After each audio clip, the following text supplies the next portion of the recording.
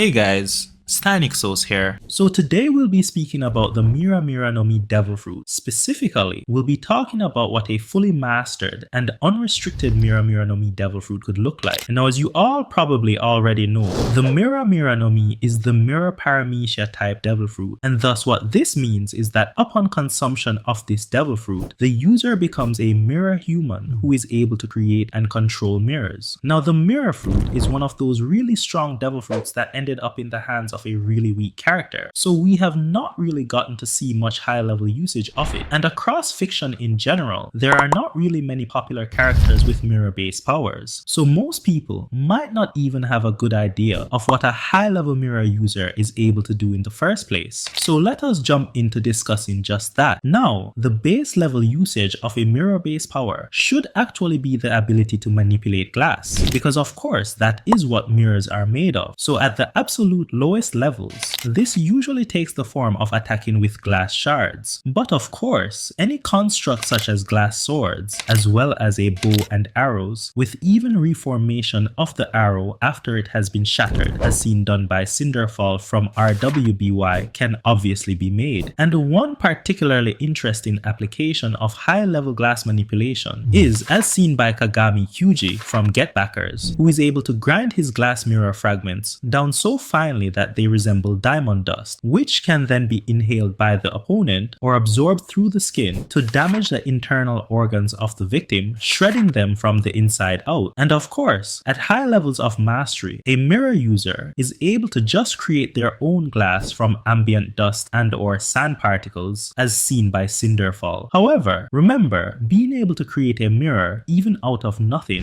is already one of the base level powers granted by the mirror fruit, as demonstrated by Brûlé. And at even higher levels of mirror power mastery, our unrestricted mirror fruit user is able to do the Paramecia-like awakening effect of turning an opponent into glass, which can easily be shattered and thus ending that opponent, or a Logia-like effect of turning themselves into glass, rendering most physical attacks useless as they can shatter without any real damage. Now, at higher levels of mastery, a mirror user is usually able to create reflection constructs. This is, for example, seen by Doom from Mashley, who is able to duplicate his weapon as well as duplicate himself, making over 100 clones of himself that are all equal in strength to his original body. And interestingly, this is already something that a base mirror fruit is able to do. We see this against Luffy, where Brûlé was able to create clones of Luffy that were able to match not only Luffy's expressions, but they were even able to use his rubber devil fruit powers and match the real Luffy blow for blow. So the unrestricted mirror user being able to use this on themselves to accomplish this feat is to be expected even at base. The next integral part of any mirror user is their mirror world. Now, in One Piece with the base mirror fruit, the mirror world basically just acts as an added space. It is just an area where people can go into or leave from to get to any other areas that have their mirrors connected to it. But the mirror world does not itself have any particularly special characteristics separate from the fact that it is adorned by multiple mirrors. However, at higher levels of mastery, more special mirror worlds can be accessed. For example,